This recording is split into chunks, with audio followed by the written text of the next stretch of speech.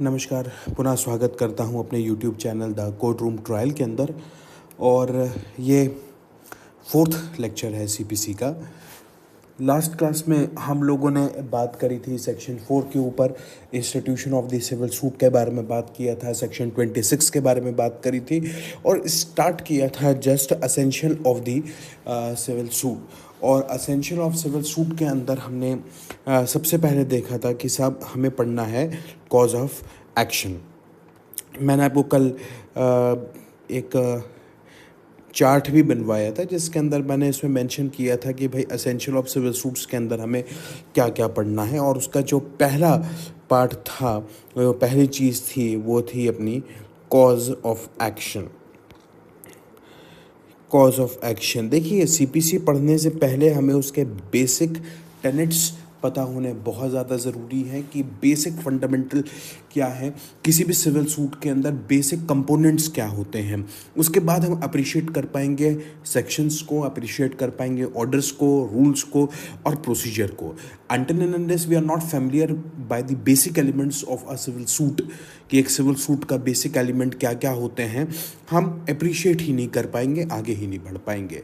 तो cause of action की जहाँ तक हम लोग बात कर रहे हैं कि कॉज ऑफ एक्शन क्या होता है, ये जानना बड़ा ज़रूरी है। क्योंकि किसी भी सिविल सूट के अंदर, कोई भी अगर सिविल सूट कोर्ट के अंदर आप फाइल करते हैं, कोई भी पार्टी अगर कोर्ट के अंदर कोई सिविल सूट फाइल करता है, सिविल सूट कोर्ट के अंदर अगर फाइल होता है, तो ऐसा कोई भी सूट है ही नहीं जिसके अंदर कॉज ऑफ एक्शन ना हो। अगर मान लीजिए कि कॉज ऑफ एक्शन नहीं होता है, if there is no cause of action, if there is no cause of action, सीधी सीधी बात है, जो डिफेंडेंट होंगे जिनके खिलाफ आपने सूट फाइल किया है, वो सबसे पहले एक एप्लीकेशन फाइल करेंगे ऑर्डर 7 रूल 11 सीपीसी की, that is rejection of the plaint. That is rejection of plaint की जो है एप्लीकेशन फाइल हो जाएगी। ऑर्डर 7 रूल 11 सब रूल ए जो है सीपीसी का, that is what it is composed of, कि if there is no cause of action, वहाँ पर आपकी रिजेक्शन ऑफ प्लेंट की एप्लीकेशन फाइल हो जाएगी। When we will discuss order 7 rule 11, हम लोग उसमें बात करेंगे if there is no cause of action, outrightly plaint is liable to be rejected. But ये कॉज ऑफ एक्शन होता क्या है? देखिए, ये तो मैंने आपको अभी बता दिया कि हर एक सूट का बेसिक एलिमेंट जो होगा वो कॉज ऑफ एक्शन होगा। हिंदी में अगर इसको हम लोग देखें तो हिंदी में इसको हम बोलते हैं वाद हेतुक। वाद हेतुक, पता नहीं का मैंने सही लिखा ही नहीं लिखा, मेरी हिंदी इतनी अच्छी है नहीं। वाद हेतुक, इसको हम हिंदी में वाद हेतुक बोलते हैं। अगर कोई व्यक्ति आपसे पूछे कि साहब कॉज ऑफ एक्शन क्या है, तो उसको सिंपल टर्म्स में कॉज ऑफ एक्शन अगर आपको बताना है कि कॉज ऑफ एक्शन क्या है, तो दो चीज़ों से मिलकर बना होता है कॉज ऑफ एक्शन। एक है existence of legal right, existence of legal right, और दूसरी चीज़ होती है violation, violation of that legal right, of that legal right. ये दो चीज़ें जो हैं, इनसे मिलकर बनता है कॉज ऑफ एक्शन। ये बात थोड़ा सा आपको याद रखना चाहिए कि जब हम पहली क्लास जब पढ़ रहे थे, जब मैंने आपको पहला लेक्चर पढ़ाया था सीपीसी का, और उसके अंदर हमने सबसे पहली चीज़ थोड़ा सा एक आपको मैंने ग्लिम्स दिया था कॉज ऑफ एक्शन का, जिसमें एग्जिस्टेंस ऑफ लीगल राइट और violation of that legal right के बारे में हमारी बातचीत भी हुई थी। कॉज ऑफ एक्शन ये दोनों को मिलकर बनता है, ये दोनों चीज़ें हैं। मतलब और इसको मैं लूसिड या और इसको मैं आसान शब्दों में बोलूँ, राइट और उस राइट का वॉयलेशन। और ये समझ लीजिए ये एक पूरा एक साथ कंपोज्ड चीज़ जो होगी, that is what called a cause of action. इसी को ही हम बोलते हैं कॉज ऑफ एक्शन, राइट और उसका वॉयलेशन। मतलब किसी व्यक्ति का कोई अधिकार है किसी व्यक्ति का कोई अधिकार है और उस अधिकार को किसी ने नष्ट किया है या आप इसको बोल सकते हैं कि नुकसान पहुंचाया है। और मैं आपको थोड़ी सी अच्छी भाषा में बताऊं, जब भी प्लेंट फाइल होती है कोर्ट के अंदर, जब भी प्लेंट फाइल होगी कोर्ट के अंदर, तो ये पार्टी का, उस प्लेंटिफ का जिसने सूट फाइल किया है, उसका ये बर्डन है और उसको, उसके वकील साहब को अलग अलग पैराग्राफ में ये स्पष्ट करना होगा कि साहब हमारा ये राइट था, हमारा ये अधिकार था, और सामने वाले विपक्षी मीन्स डिफेंडेंट ने उस अधिकार का हनन किया है, वॉयलेट किया है उस राइट को, वॉयलेट दी राइट, इस राइट का वॉयलेशन हुआ है। नो डाउट हम मानते हैं कि जो राइट की हम यहाँ पर बात कर रहे हैं, that must be a legal right, legal right होना चाहिए, क्योंकि राइट कैसा है, लीगल राइट है। ये एक एडजेक्टिव के तौर पर इस्तेमाल होगा राइट, लीगल शब्द जो होगा, राइट तो है बट कैसा राइट, लीगल राइट है, इट इज़ मोर और लेस एन एडजेक्टिव। क्योंकि इलीगल राइट को प्रोटेक्ट करने के लिए लॉ कभी नहीं आएगा, लॉ हमेशा किसको प्रोटेक्ट करेगा, लीगल राइट को प्रोटेक्ट करेगा। तो किसी भी व्यक्ति का अगर लीगल राइट, पहली बात तो एग्जिस्ट करना चाहिए, और उसका वॉयलेशन किसी पार्टी ने किया है, ये हमेशा दूसरी पार्टी करेगी, दूसरी पार्टी करेगी। अच्छा, एक चीज़ और, मान लीजिए कि कोई एक्स नाम का डिफेंडेंट है, उसने ए नाम के व्यक्ति का राइट वॉयलेट किया,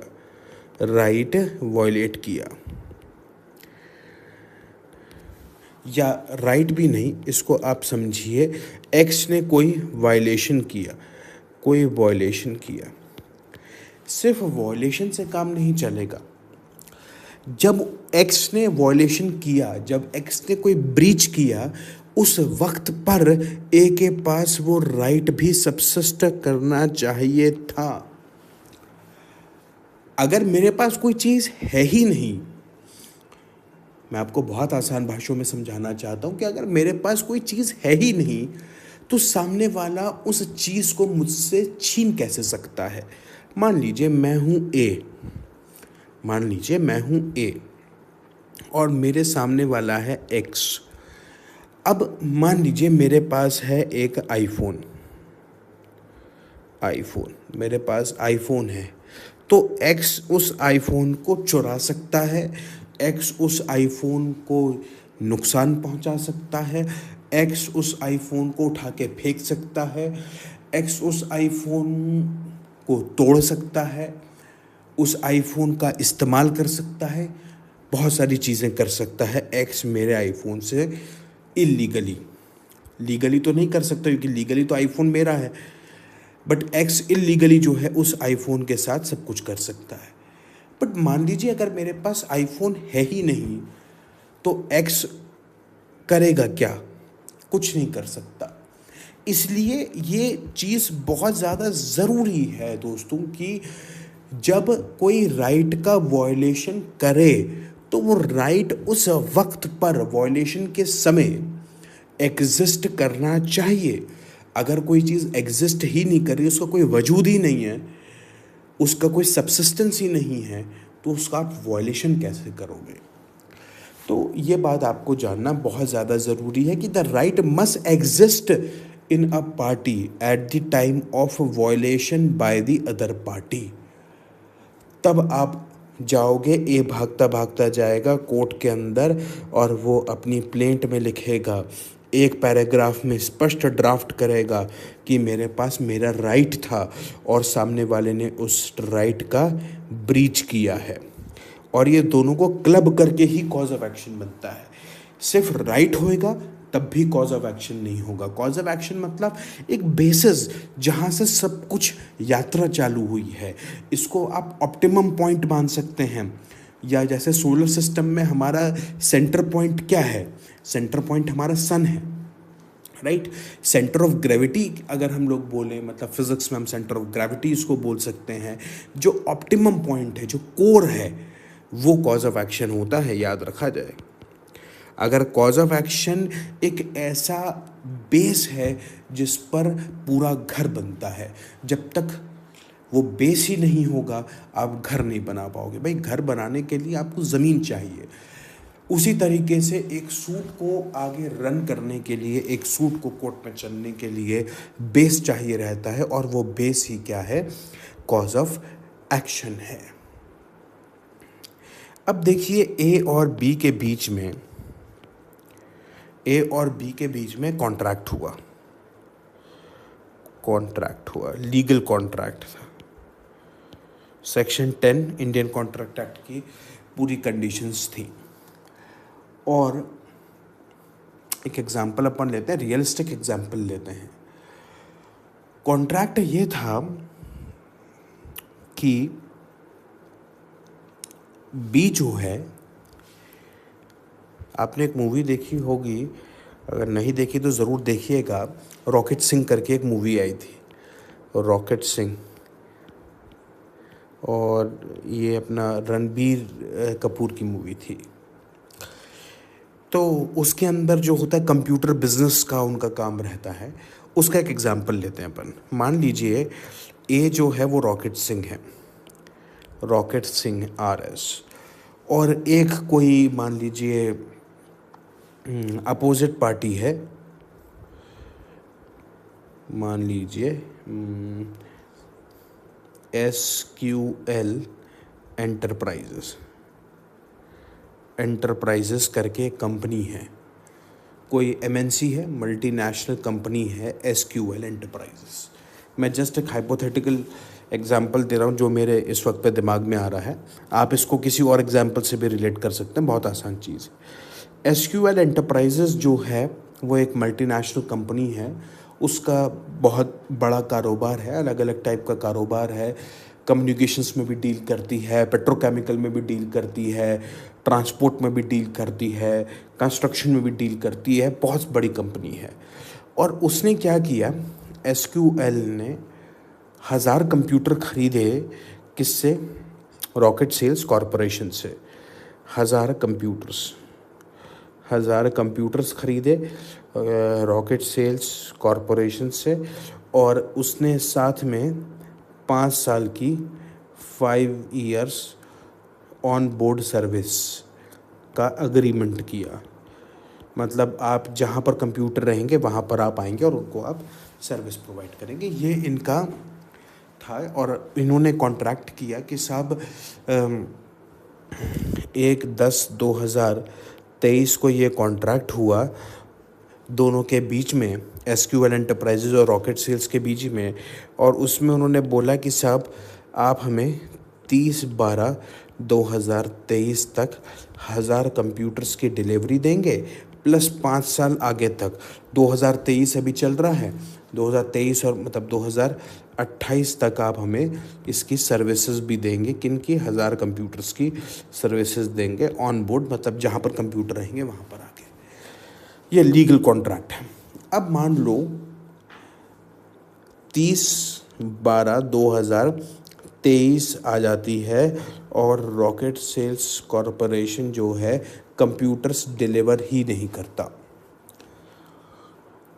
SQL एंटरप्राइजेस से लगातार फ़ोन पे फ़ोन जा रहे हैं कि साहब आपने कॉन्ट्रैक्ट किया है, ठीक है, मतलब आप उसको कोर्ट में फाइल कर सकते हो, बट उससे पहले हमारा एक भारत के अंदर चीज़ आता है, हमारे एक रिलेशंस, पर्सनल रिलेशंस भी। आप फ़ोन कर रहे हो कि सब क्या हुआ, तो आप इस चीज़ के लिए फ़ोन कर रहे हो, बट सामने वाला जो है उस पर कोई जवाब ही नहीं दे रहा है, कुछ बोल ही नहीं रहा है, क्योंकि आपने जो है, मान लीजिए ये SQL वालों ने जो है 1000 के लिए, मान लीजिए आप 50 लाख रुपए एडवांस भी दिया हुआ है, 50 लाख रुपए एडवांस भी दिया है, तो सामने वाला तो बोलेगा ना कि सब हमें वो दो, कंप्यूटर्स दीजिए। बट मान लीजिए यहाँ पर ब्रीच हो गया, तो अब SQL क्या बोलता है? SQL का जो हेडक्वार्टर है, मान लीजिए वो बॉम्बे के अंदर है, मुंबई के अंदर है, तो वो क्या बोलेगा SQL कि साहब मेरा और मतलब SQL और रॉकेट सेल्स का जो है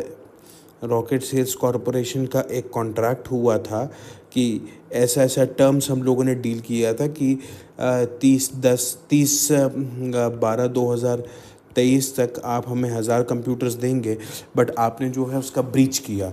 तो मेरा एक राइट था, एसक्यूएल का राइट था क्या, कि कॉन्ट्रैक्ट परफॉर्म करा जाए।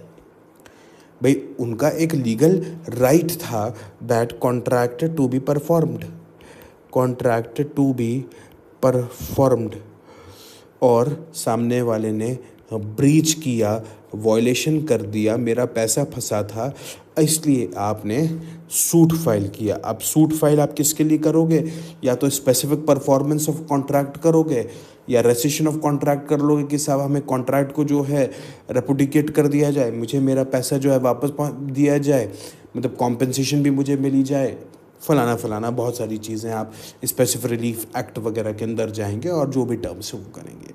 तो ये आपको कॉज ऑफ एक्शन मिला, और कॉज ऑफ एक्शन किस दिन मिला आपको, 30/12/2023 तक की डेडलाइन थी कि इस दिन तक, मतलब इसके 12 बजे तक रॉकेट सेल्स चाहता तो वो कंप्यूटर डिलीवर कर सकता था, और जस्ट नेक्स्ट डे, साल का अंतिम दिन आपको कॉज ऑफ एक्शन मिल जाएगा। आपका लीगल राइट था और वो ब्रीच हो गया। तो जो हम लोगों ने भी ये बात करी कॉज ऑफ एक्शन, तो कॉज ऑफ एक्शन क्या है, legal right and the violation of that legal right. तो मैं एक पैराग्राफ डिक्टेट कर रहा हूँ, अगर आप चाहें तो उसको बिल्कुल नोट कर सकते हैं। Cause of action is the cause or the basis for which the suit has been filed. Cause of action is the cause or the basis for which the suit has been filed, and for that purpose it has to be proved, that the plaintiff has a legal right existing in him. सबसे important चीज़ क्या है, existing in him. Him means plaintiff. Existing in the plaintiff at that time when the alleged violation had taken place. At that time when violation had taken place. At that time when the violation had taken place, the statement of the cause of action means that the plaintiff has stated distinctly in the two separate paragraphs in the plaint the statement of the legal right and the violation of the legal right by the defendant. There must be a specific averment in the plaint by the plaintiff showing that he has a legal right existing in him at the particular time when the defendant had violated his legal right. ठीक है, एक और example से मैं आपको समझाता हूँ। ये तो अभी हम कॉन्ट्रैक्ट की बात कर रहे थे, एक और एग्जाम्पल। एक एफ है, उसके 2 बच्चे हैं, FS और FS1। ठीक है, 2 बच्चे हैं। अब जनरली मैं आपसे ये एक्सपेक्ट नहीं कर रहा कि आपको हिंदू सक्सेशन एक्ट की कोई जानकारी है, या section 8 of Hindu succession act की जानकारी है, इंटेस्टेड टेस्टामेंटरी सक्सेशन, कोपार्सरी वगैरह। मैं आपकी से बिल्कुल भी नहीं बात कर रहा हूँ उस बारे में। जब कभी हम हिंदू सक्सेशन एक्ट पढ़ेंगे तब उस पर चर्चा करेंगे। बट एक रीजनेबल पर्सन के तौर पर आप क्या सोचते हैं कि भाई जब एफ़ की डेथ होगी तो एफ़ की जितनी भी संपत्ति है, आधी संपत्ति FS को मिलनी चाहिए और आधी संपत्ति FS1 को मिलनी चाहिए। दोनों उसके बेटे हैं, आधी आधी संपत्ति ले लेंगे। बट हुआ क्या साहब, एफ़ की डेथ हुई। अब जब एफ़ की डेथ हुई तो जो आधी संपत्ति FS को मिलनी चाहिए वो उसको नहीं मिली, और पूरी का पूरा कंप्लीट प्रॉपर्टी, फुल प्रॉपर्टी किसने ले ली? फुल प्रॉपर्टी ले ली किसने? FS1 ने। भाई FS उसका भाई था, बोलता रहा कि भैया मुझे अपनी अपनी जो मेरे पिताजी की अपने पिताजी की जो संपत्ति है उसका आप मुझे कुछ तो हिस्सा दो, मैं भी उन्हीं उन्हीं पिता का जो है पुत्र हूँ, जैसे आप उनके पुत्र हो वैसे मैं ही उनका पुत्र हूँ, मुझे भी जो है आधी संपत्ति चाहिए। बट FS1 जो है वो देने को तैयार ही नहीं। अब FS बेचारा क्या करे। FS जो है भैया गया कोर्ट में गया। अब कोर्ट में जो है उसने सूट फाइल किया। सूट फाइल किसके लिए करेगा? Declaration of title. क्या डिक्लेयर करने के लिए गया कि ये सेक्शन 34 SRA के अंदर जाएगा, स्पेसिफिक रिलीफ एक्ट के अंदर जाएगा। और साथ में बोलेगा साहब पोजेशन भी मुझे चाहिए। साथ में बोलेगा मेरी पोजेशन के अंदर कोई इंटरफियरेंस भी नहीं करे मेरा भैया FS1। तो declaration of title plus possession plus injunction का उसने सूट फाइल किया। अब देखिए मैं बात कर रहा हूँ कॉज ऑफ एक्शन की। FS का कॉज ऑफ एक्शन क्या है?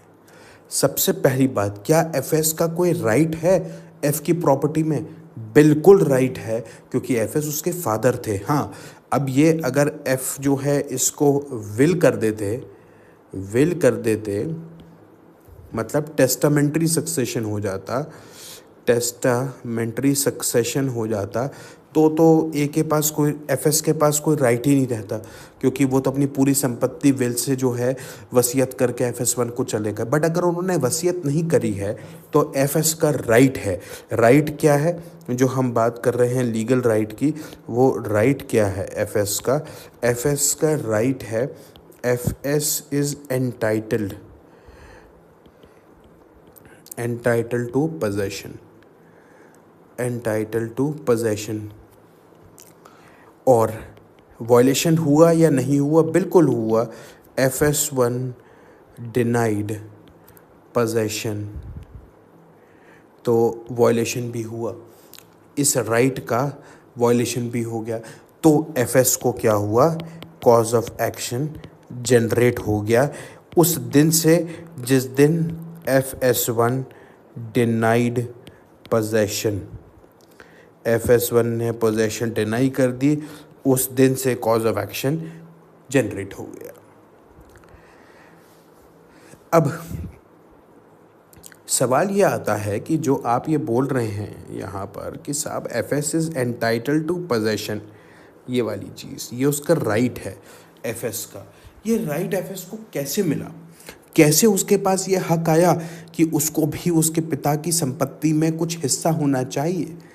वो इसलिए आया क्योंकि वो उसका बेटा था, सन ऑफ F, इसलिए उसके पास ये राइट आया कि he is entitled to possession.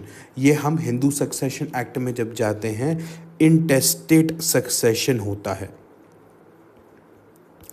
इंटेस्टेट succession पे जब हम जाते हैं तो इंटेस्टेट सक्सेशन के वजह से FS को ये राइट मिला कि that he is entitled to possession of half of the share of his father's property,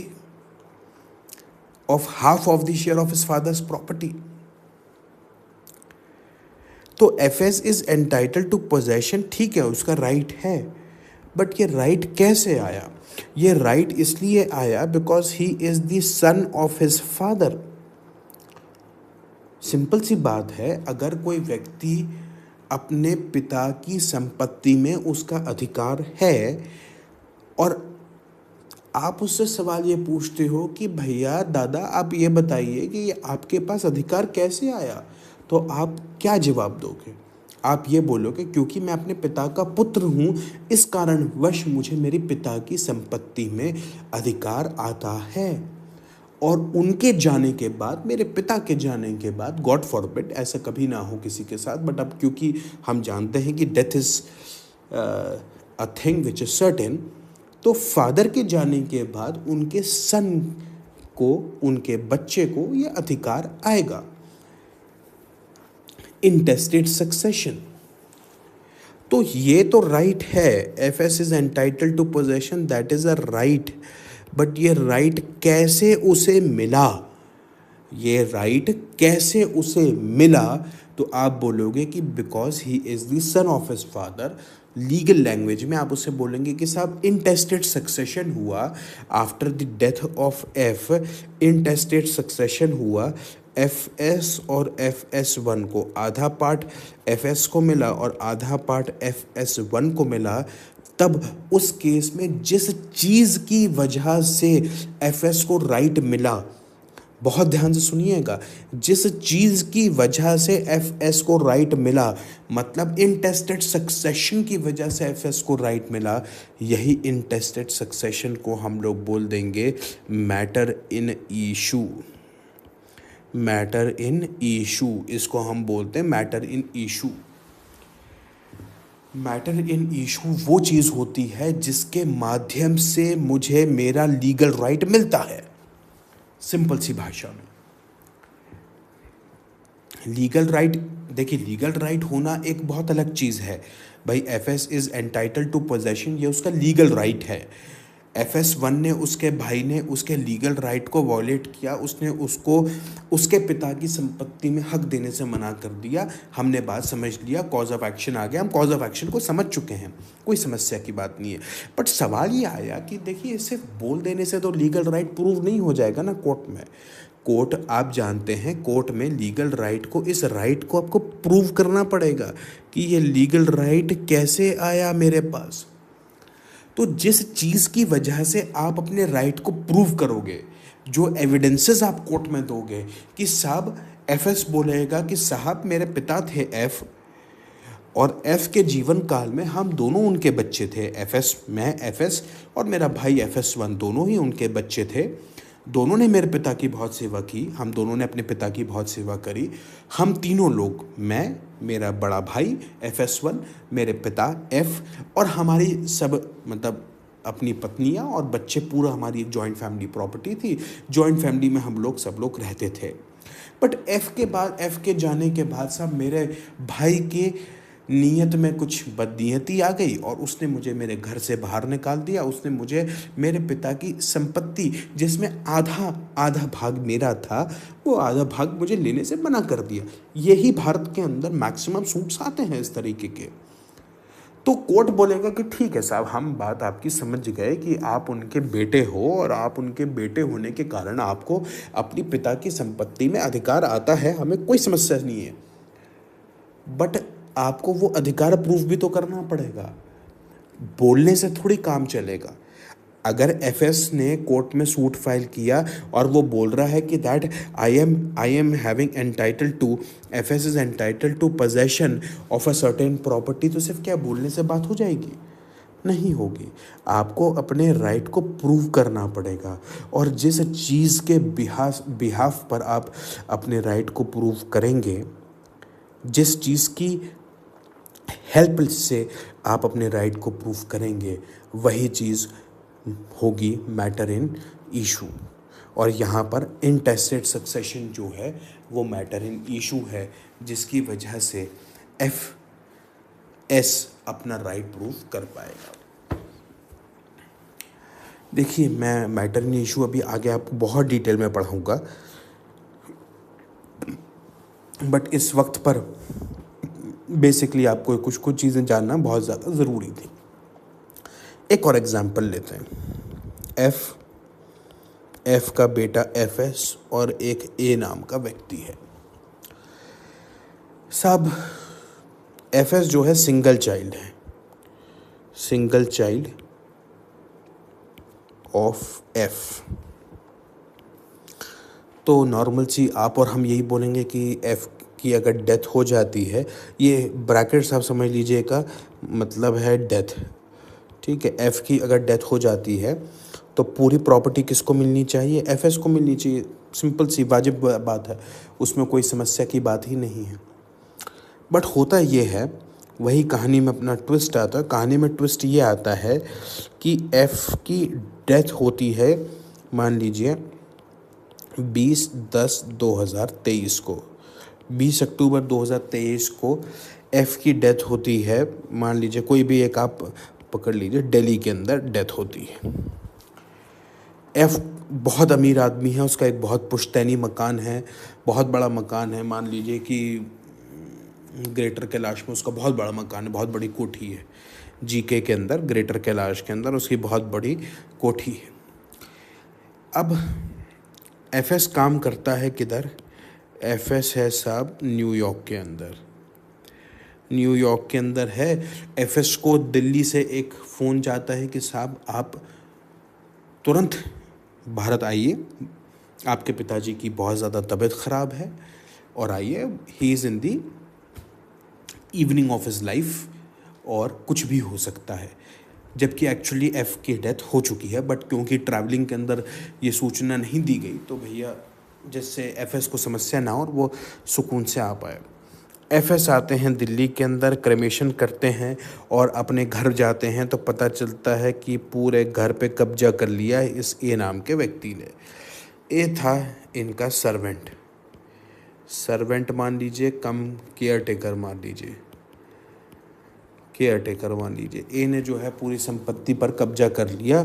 ए जो है बाहुबली व्यक्ति है। अब वो बोल रहा है कि भैया अब तो ऐसे ही चलेगा दादा, अब देख लीजिए, मैंने तो संपत्ति पे पूरा हड़प ली संपत्ति, आप देख लो क्या है। तो एफएस लॉ अबाइडिंग सिटीज़न था। एफएस ने जो है सूट फाइल किया कोर्ट के अंदर,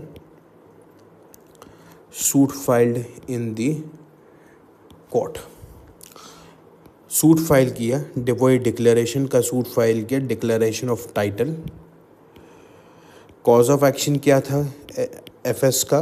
कॉज ऑफ एक्शन ये था कि he is having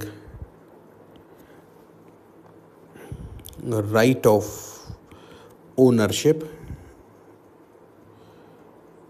after the death of F and A violated my right। ये तो कॉज ऑफ एक्शन हो गया, कोई दिक्कत की बात नहीं है। बट अपने इस राइट को प्रूव करने के लिए एफएस के पास क्या था? एफएस के पास दो चीज़ें हैं। देखना, अभी मैं आपको एक जो है ना कॉइन का, कहते हैं कि सिक्के के दो पहलू होते हैं, तो सिक्के का पहला एक पहलू मैं बता रहा हूँ। क्योंकि आप ये जान चुके हैं कि कॉज ऑफ एक्शन होता है राइट, और रादर मैं बोलूँ लीगल राइट, प्लस उसका वायलेशन होता है, ये तो कॉज ऑफ एक्शन हो गया। बट मैंने भी अभी आपको बताया कि सिर्फ लीगल राइट कहने मात्र से लीगल राइट प्रूव नहीं होगा। Legal right has to be proved. इस लीगल राइट को आपको प्रूव करना पड़ेगा। तो एफएस किस तरीके से प्रूव कर सकता है अपने लीगल राइट को? एफएस बोलेगा कि साहब इंटेस्टेट सक्सेशन हुआ है, इंटेस्टेट सक्सेशन हुआ है, और वो बोलेगा सेक्शन 8 हिंदू सक्सेशन एक्ट लगाएगा। बोलेगा साहब मैं क्लास 1 हेयर हूँ और मुझे पूरी प्रॉपर्टी मिलनी चाहिए अपने फादर की। तो उसका जो बेसिस है, जिस बेसिस पर वो अपने लीगल राइट को प्रूव करेगा, वो बेसिस इंटेस्टेट सक्सेशन है। और जो बेसिस होता है, the basis by which legal right can be proved is the matter in issue, तो वो इस चीज़ के माध्यम से इंटेस्टेड सक्सेशन से अपने राइट को प्रूव करेगा। बट मान लीजिए वहीं पर जो कहाँ था ये ए, वहीं पर ये ए भी आता है। भाई ए भी तो बोलेगा कुछ ना कुछ। ए बोलेगा कि ठीक है साहब, एफएस बोल रहा है इंटेस्टेड सक्सेशन है, बट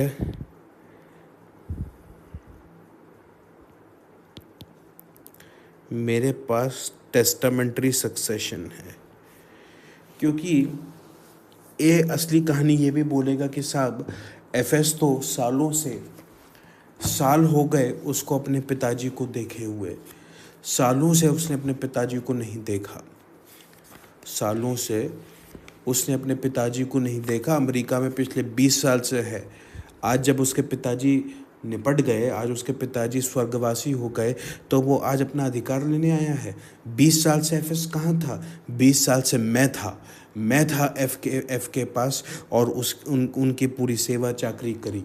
हर दुख सुख में मैं ही उनका पार्ट था, मैं ही तो उनका बच्चा था, जिस कारणवश एफ जो है डेथ होने से पहले मेरे नाम पर पूरी संपत्ति वसीयत करके दे गए। नो डाउट, अगर ये बोलता है कि साहब मेरे नाम पे वसीयत है, तो ए के ऊपर भी बर्डन ऑफ प्रूफ जाएगा। ए को भी ये प्रूफ करना पड़ेगा कि वास्तव में एक्चुअली में वसीयत एग्जीक्यूट हुई थी नहीं हुई थी। उसके अंदर जो अपना सेक्शन 67, 68, 66, 67, 68, 69 जो आपका है इंडियन सक्सेशन एक्ट है, इंडियन एविडेंस एक्ट है, और सेक्शन 63 इंडियन सक्सेशन एक्ट जो है, वो दोनों अप्लाई होंगे। उसके हिसाब से जो है विल को प्रूव करने की मेथड है, और उसके बाद ही विल प्रूफ मानी जाएगी। बोल देने से विल प्रूव नहीं होगी, क्योंकि उसके ऊपर भी वही चीज़ लगेगी। भाई ए अगर बोलता है कि साहब पूरी की पूरी प्रॉपर्टी जो मुझे मिली वो टेस्टामेंटरी सक्सेशन की वजह से मुझे मिली, एफ जो है वो वसीयत करके चले गए थे मेरे नाम पर, तो बोल देने से थोड़ी काम होगा। उसको भी तो अपना लीगल राइट प्रूव करना पड़ेगा। भाई हर एक व्यक्ति जो लीगल राइट को असर्ट करता है कोर्ट में, चाहे वो प्लेंटिफ लीगल राइट को असर्ट करे, चाहे डिफेंडेंट लीगल राइट को असर्ट करे, सेक्शन 103 इंडियन एविडेंस एक्ट अगर आपने में से किसी ने पढ़ा हो या आप उसके जानकार हो, तो आपको मालूम होगा कि जो व्यक्ति जिस लीगल राइट को असर्ट करेगा उसका बर्डन ऑफ प्रूफ भी उसी व्यक्ति के ऊपर रहेगा।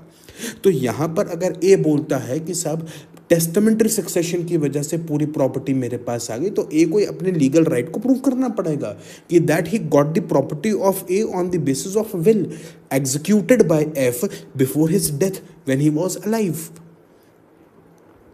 तो ये चीज़ जो है ए को प्रूव करनी पड़ेगी। तो जिस चीज़ की वजह से ये प्रूव करेगा, अब ये जो इसके लिए ए होगा, ए के लिए जो टेस्टेड सक्सेशन होगा, that will be known as matter in issue, that will be known as the matter in issue.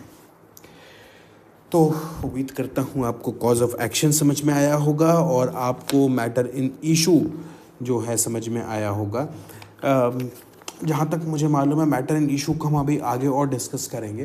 Cause of action बहुत इंपॉर्टेंट चीज़ है, क्योंकि यही एक बेसिस है जिससे सूट चालू होता है। अगर किसी पार्टी के पास कॉज ऑफ एक्शन ही नहीं है, मतलब सेंटर ऑफ पॉइंट ही नहीं है, इंसेप्शन ही नहीं हुआ, तो डिस्प्यूट मतलब कॉज ऑफ एक्शन मतलब क्या है? डिस्प्यूट ही नहीं है।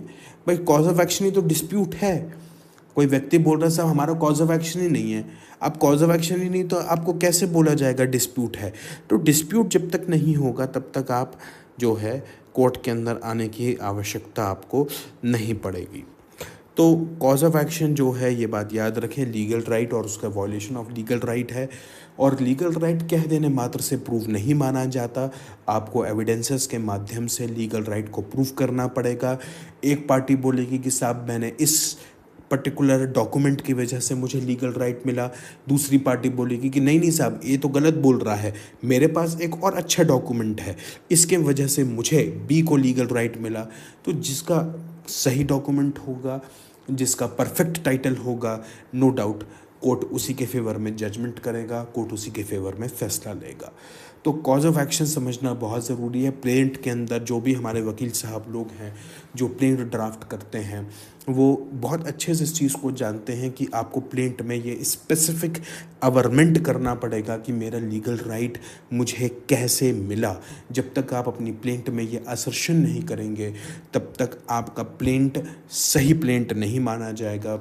और ऑर्डर 7 रूल 11 का सब रूल ए, मतलब सब क्लॉज ए अगर आप बोलें, absence of cause of action में आपका सूट भी खारिज हो सकता है। और जो बच्चे जुडिशरी की तैयारी कर रहे हैं उनको तो खैर ये जानना बहुत ज़्यादा ज़रूरी है। तो हमने 2 टॉपिक इसके अंदर आज कवर किए, कॉज ऑफ एक्शन और matter in issue. No doubt matter in issue को भी हम थोड़ी देर बाद, मतलब एक नेक्स्ट लेक्चर में, क्योंकि हम सब्जेक्ट मैटर पढ़ेंगे, सब्जेक्ट मैटर के बाद पार्टीज़ पढ़ेंगे, पार्टीज़ के बाद हम थोड़ा सा परफॉर्मा डिफेंडेंट पढ़ेंगे, सब्जेक्ट मैटर पढ़ेंगे, रिलीफ और रेमेडी में क्या फ़र्क होता है। उसके बाद एक बार फिर से हम आएंगे मैटर इन इशू पे और थोड़ा बहुत टाइटल के बारे में जानेंगे कि टाइटल का मतलब क्या होता है। हम लोग बोलते हैं कि सब डिक्लेरेशन ऑफ टाइटल का सूट फाइल किया, what do we mean by the title, ये सब पढ़ेंगे। And after that we will start with the jurisdiction of the civil court, that is section 9। उम्मीद करता हूँ आपको ये लेक्चर पसंद आया होगा। अगर पसंद आया होगा तो ज़रूर चैनल को सब्सक्राइब करें और खूब पढ़ाई करें और जल्दी जल्दी जो है अपने गोल्स को और अपने सपनों को अचीव करें। Thank you so much.